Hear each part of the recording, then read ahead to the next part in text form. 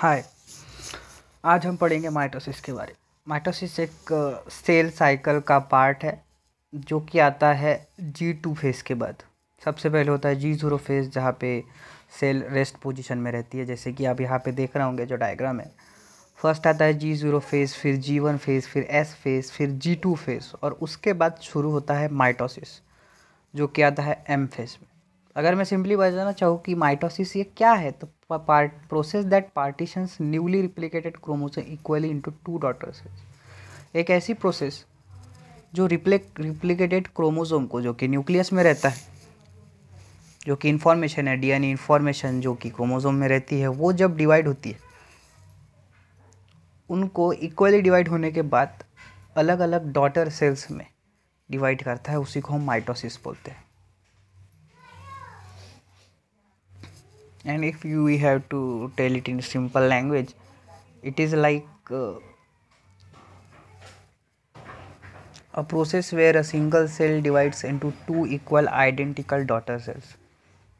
इसी को हम माइटोसिस बोल सकते हैं। एक सिंपल सी प्रोसेस जिसमें इक्वली डिवाइडेड क्रोमोसोम जो भी डुप्लीकेट हुआ है, जिसका कि डीएनए सिंथेसिस होकर उसका डबल नंबर हुआ है, उन दोनों क्रोमोसोम्स को, सेम आइडेंटिकल क्रोमोसोम्स को डिफरेंट डॉटर सेल्स में डिवाइड होती है, उसी प्रोसेस को हम माइटोसिस बोल सकते हैं। Process that partitions newly replicated chromosome equally into two daughter cells, it separates from their those each others in newly formed daughter cells, newly form cell which contains nucleus and all other cell organelles. Yes, so हमने देखे कि mitosis cell cycle में G2 phase के बाद आता है। Cell cycle की इस तरह की होती है।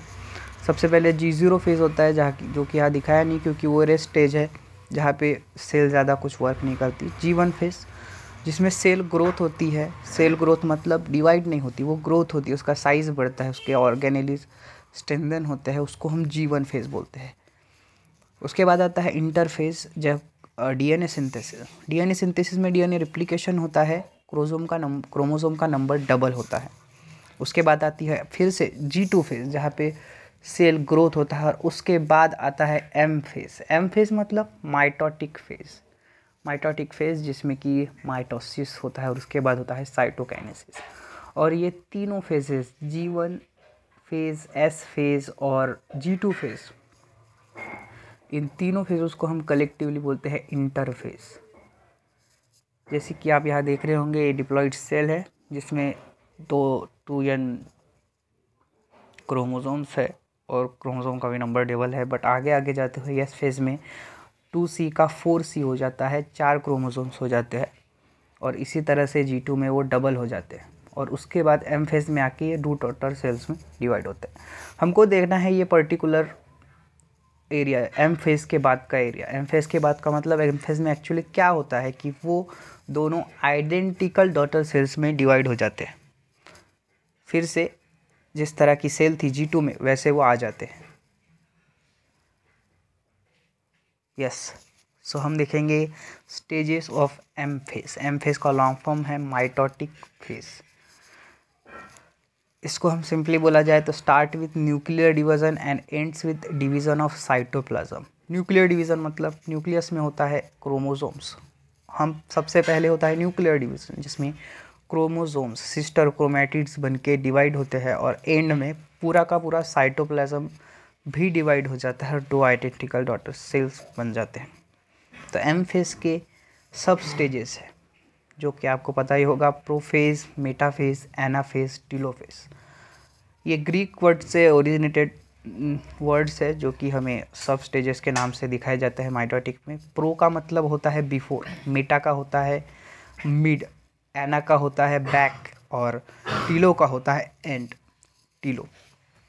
और इनको फेजेस, ये वर्ड पीछे से लगाया गया है, प्रोफेज, मेटाफेज, एनाफेज और टीलोफेज। यस, सो हम स्टार्ट करेंगे प्रोफेज से। प्रो मतलब बिगिनिंग, स्टार्ट, जो कि ग्रीक वर्ड से ग्रीक लैंग्वेज से ओरिजिनेट हुआ है। सबसे पहले होता है chromatin condense making the chromosome visible. पहले एक नॉर्मल सेल रहती है जिसमें क्रोमोसोम उतना विजिबल नहीं रहता जो कि क्रोमैटिन में, डेंस क्रोमैटिन में भिन्न रहता है बहुत, लेकिन प्रोफेज में फर्स्ट स्टेज में वो थोड़ा थोड़ा विजिबल होने लग जाता है। और जो सेंट्रियोल्स है जो कि स्पिंडल फाइबर बाद में बनाने वाले हैं वो भी अपनी पोजीशन ले लेते हैं। ये होता है प्रोफेज में। और प्रोफेज का ही और एक सब टाइप है जिसको हम सॉरी प्रोफेज का सब टाइप नहीं है।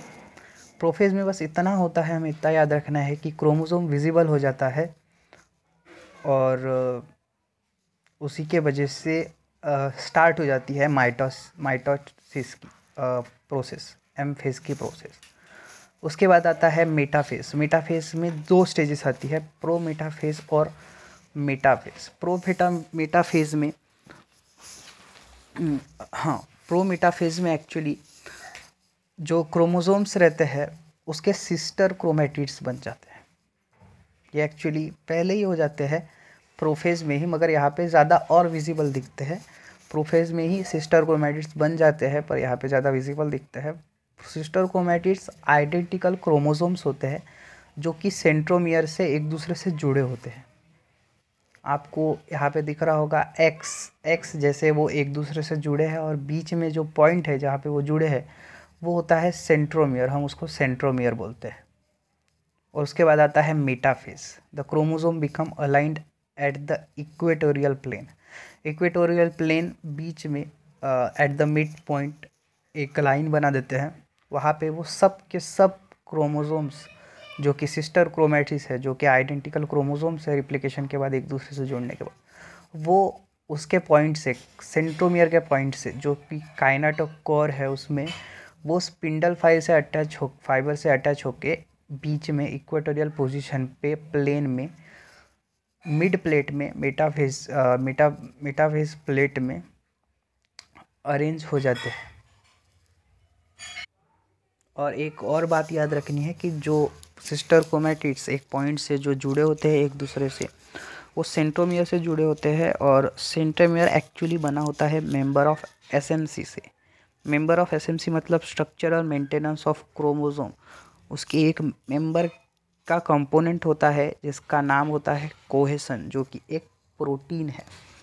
स्ट्रक्चरल मेंटेनेंस ऑफ क्रोमोसोम, ये फैमिली में का एक प्रोटीन जिसका नाम कोहेसिन होता है। ये एक स्पेसिफिक चीज़ है, ज़्यादा याद ना रखी जाए फिर भी चलता है, बट एक बताने के लिए बता दिए। उसके बाद मेटाफेज पे वो इक्वेटोरियल पोजीशन पे आ गए तो हमें ये ख्याल आया कि एक्चुअली इक्वेटोरियल पोजीशन पे वो आए कैसे, या फिर वो आए किस पे। तो जो हम सेंट्रोजोम्स बोल रहे थे, सेंट्रोजोम्स जो कि दोनों अपोजिट साइड में है, ये और ये, इनको हम सेंट्रोजोम्स बोलते हैं। सेंट्रोजोम्स एक दूसरे से मिलके स्पिंडल फाइबर बनाते हैं। स्पिंडल फाइबर जो कि आपको ये लाइंस दिख रही होगी जिस पे ये क्रोमोसोम्स अरेंज है बीच में, स्पिंडल फाइबर बने होते हैं माइक्रोट्यूबुल से। ये भी एक स्पेसिफिक इन्फॉर्मेशन है बट याद रखी जाए तो अच्छा है। ये स्पिंडल फाइबर्स बने होते हैं माइक्रोट्यूबुल से, और ये अटैच होते हैं नॉर्थ प्लस और माइनस एंड के तरफ। यहाँ में से एक प्लस एंड है, एक माइनस एंड है, और वो है सेंट्रोजोम्स। और सेंट्रोमियर अलग चीज़ है। सेंट्रोमियर वो है जो 2 सिस्टर क्रोमैटिड्स को जोड़ती है, उसको बोलते हैं हम सेंट्रोमियर। बट 2 जो स्पिंडल फाइबर को अरेंज करती है, जहाँ पे क्रोमोसोम्स इक्वेटोरियल पोजीशन पे अरेंज होते हैं, जो 2 प्लस एंड और माइनस एंड पे पोजीशन रहते हैं, हम उसको बोलते हैं सेंट्रोजोम्स। ओके, तो इसके बाद आती है फिर एनाफेज। एनाफेज मतलब बैक फेज। बैक फेज में क्या होता है, जो सेंट्रोजोम्स रहते हैं स्पिंडल फाइबर पे अरेंज 2 अपोजिट साइड को, उस पे सिस्टर क्रोमैटिड्स सेंट्रोमियर से टूट के, वहाँ से डिवाइड होके, दोनों अपने अपने पोजीशन अपोजिट साइड पे ट्रैवल करने लग जाते हैं 2 सेंट्रोजोम्स के तरफ, अपोजिट साइड्स के तरफ। ये जैसे जा रहे हैं आप देख सकते हैं, सेंट्रोमियर से वो डिवाइड हुए, जैसे यहाँ पे जुड़े थे एक्स स्ट्रक्चर पे, और फिर वो वहाँ से डिवाइड होके, वहाँ से डिटैच होके अपने अपने पोल्स की तरफ, अपोजिट पोल्स के तरफ जा रहे हैं, और उसी फेज को हम एनाफेज बोलते हैं। Sister chromatid separate at and the resultant daughter chromosome move towards the poles. Resultant जो डॉटर क्रोमोसोम्स है, डॉटर क्रोमोसोम्स मतलब सिस्टर क्रोमैटिड्स का एक पार्ट, उसको हम डॉटर क्रोमोसोम्स, दोनों क्रोमोसोम्स को हम डॉटर क्रोमोसोम्स बोलेंगे। उसका एक एक पार्ट ट्रैवल्स चालू होता है उनका toward the poles, toward the both opposite poles. इसके होते होते फिर देखिए आप यहाँ से सेल वॉल जो है वो भी एक दोनों साइड से कॉन्स्ट्रिक्ट होती जा रही है और वो भी हल्की हल्की डिवाइड होती जा रही है। एनाफेज और आगे बढ़ता है और उसके बाद जो डॉटर क्रोमोसोम्स है, सिस्टर क्रोमैटिड जो है सेपरेट हुए हैं, वो दोनों एंड के तरफ सक्सेसफुली पहुंच जाते हैं। उसके बाद आता है लास्ट स्टेज जिसको हम टीलोफेज बोलते हैं। Telophase daughter chromosomes reach the poles and form two new nuclei. Two new nuclei यहाँ क्यों फॉर्म हुई? क्योंकि जब ये स्टेज चालू होती है प्रोफेज से, उसके पहले सेल एक नॉर्मल सेल होती है जहाँ पे बाकी के सब सेल ऑर्गेनेली रहते हैं, साइटोप्लाज्म एक पर्टिकुलर अमाउंट में रहता है। बट प्रोफेज में क्या होता है कि उसका जो न्यूक्लियाई है, उसकी जो न्यूक्लियर एनवलप है जहाँ पे न्यूक्लियर सब मटेरियल रहता है, क्रोमोसोम रहते हैं, न्यूक्लियाई रहता है, वो सब इनविजिबल हो जाते हैं या डिसअपियर हो जाते हैं। कहाँ? प्रोफेज पे।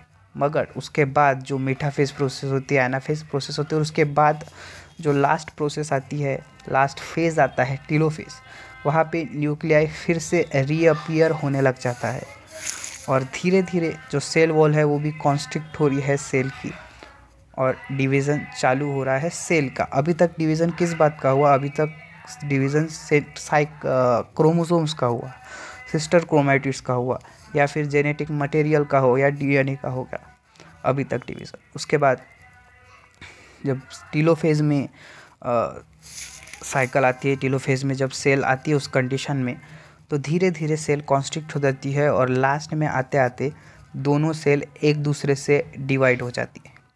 जैसे कि आप यहाँ देख रहे होंगे सेंट्रोजोम्स जो है वो भी अपने एक अलग अलग पोजीशन पे आ चुके हैं और एक एक ही सबके तरफ बचा है। जैसे कि आप देख रहे होंगे इक्वल डिवीज़न हुआ, इसलिए हम माइटोसिस को एक also it is termed as equational division. Equational division क्यों? क्योंकि डीएनए मटेरियल से लेके बाकी सेल ऑर्गेनिल से लेके साइटोप्लाज्म से लेके हर एक चीज़, न्यूक्लियर एनवलप से लेके सब इक्वली डिवाइडेड होता है और सब आइडेंटिकल होता है, सब कॉपी होता है एक का दूसरे से। हम इसलिए उसको इक्वेशनल डिवीज़न भी बोलते हैं। और जो लास्ट में डिवीज़न होता है हम उसको बोलते हैं साइटोकाइनेसिस। यहाँ पे उसका नाम नहीं दिया, बट टीलोफेज के बाद भी जो एक प्रोसेस होती है उसको साइटोकाइनेसिस बोलते हैं। साइटोकाइनेसिस में एक्चुअल सेल का डिवीज़न होता है जो और दो पार्ट में डिवाइड किया गया है, यानी वो डिफरेंशिएट होता है एनिमल सेल और प्लांट सेल में। एक छोटी सी चीज़ है जो कि डिटेल में और है, बट एक सिंपल बेसिक चीज़ ये है कि एनिमल सेल में जब सेल डिवाइड होता है, एक्चुअल सेल जब डिवाइड होता है तो कॉन्स्ट्रिक्शन होता है। जैसे कि यहाँ पे आप देख सकते हो इसके दोनों साइड से एक नैरो लाइन बनती जा रही है, धीरे धीरे वो दोनों कॉन्स्ट्रिक्ट होते जा रहे हैं और फिर लास्ट में डिवीज़न हुआ। ये एनिमल सेल का कैरेक्टरिस्टिक है। लेकिन प्लांट सेल में क्या होता है, दोनों सेल के बीच में एक प्लेट बन जाती है, मतलब वो उसके अंदर से ही, वो सेल के अंदर से ही एक डिवीज़न चालू होता है और फिर वहाँ पे सेल डिवीज़न होता है। बट एनिमल सेल में कॉन्स्ट्रिक्शन होता है, धीरे धीरे कॉन्स्ट्रिक्ट बाहर से ही सेल होते जाता है और उसके बाद सेल डिवीज़न होता है और उसके बाद फिर से सेल नॉर्मली अपने ऑर्गेनेली बनाई, न्यूक्लियोलस विजिबल हुआ, न्यूक्लियाई विजिबल हुआ, साइटोप्लाज्म विजिबल हुआ और जो कंडेंस्ड जो क्रोमोसोम विजिबल थे प्रोफेज में जब माइटोटिक फेज चालू हुआ, बट लास्ट में आते आते जब साइटोकाइनेसिस हुआ और दो सक्सेसफुली वो डिवाइड हो गए अपने अपने सेल्स में, तब क्रोमोसोम भी आपको इतना डेंस यहाँ पे नहीं दिख रहा है। क्रोमोसोम भी इनविजिबल टाइप या फिर फेंटली सेल में दिखता है और जो बाकी के दो सेंट्रियोल्स जो है, सेंट्रोमियर्स जो है, वो भी आ जाते हैं वहाँ पे। और एक बात नोटिस करने की ये है कि हम सेंट्रियोल्स को जब वो इंडिविजुअल होते हैं, जब वो डिवाइडेड होते हैं, तो उसमें से एक इंडिविजुअल को हम सेंट्रियोल बोलते हैं, बट दोनों को हम सेंट्रोजोम्स इस टर्म से प्रोनाउंस करते हैं। तो इस तरह से माइटोसिस जो सेल डिवीज़न है वो ख़त्म होता है। अगर हम इस साइकिल को समराइज़ करें तो सबसे पहले होता है प्रोफेज, जिसमें क्रोमोसोम्स विजिबल होते हैं। उसके बाद होता है या फिर प्रोफेज, जिसमें सबसे पहले क्रोमैटिन मटेरियल या फिर न्यूक्लियोलस, न्यूक्लियाइस और न्यूक्लियर एनवलप धीरे धीरे डिसअपियर होते जाता है, सेल ऑर्गेनेली डिसिपर होते जाते हैं। और सबसे मेन जो चीज़ हाईलाइट होती है वो होता है क्रोमोसोम्स। उसके बाद आता है प्रोमेटाफेज, जहाँ पे दो अपोजिट पोल्स पे सेंट्रियोल्स लोकेट होते हैं और वहाँ पे सिस्टर क्रोमैटिड्स अरेंज होने लग जाते हैं। सिस्टर क्रोमैटिड्स जो कि सेंट्रोमियर से जॉइंट होते हैं, जो कि एक दूसरे का कॉपी होते हैं, वो बीच से एक पॉइंट से अटैच होते हैं, उसको हम सेंट्रोमियर बोलते हैं। उसके बाद आता है मेटाफेज, जिसमें दो अपोजिट पोल्स से मिलके जो स्पिंडल फाइबर्स बीच में बने हैं, जो कि माइक्रोट्यूबुल से बने हैं, वो अरेंज हो जाते हैं इक्वेटोरियल पोजीशन पे स्पिंडल फाइबर में।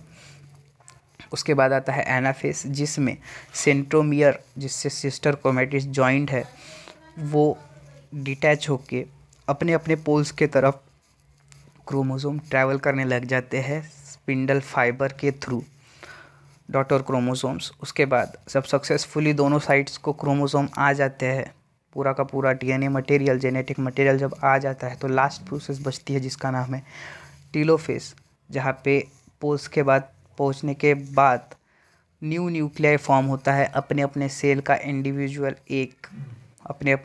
इंडिविजुअल एक जिसको इक्वली साइटोप्लाज्म भी क्रिएट हो जाता है। और उसके बाद आती है साइटोकाइनेसिस। इस स्टेज का नाम साइटोकाइनेसिस है, जिसमें सेल डिवाइड हो जाती है। जिसमें एक स्पेसिफिक बात मैंने ये बताया कि साइटोकाइनेसिस प्लांट सेल में और एनिमल सेल में डिफ़र करता है। प्लांट सेल में जब साइटोकाइनेसिस होता है तो सेल प्लेट बनती है बीच में, अंदर से ही इनर साइड ऑफ सेल।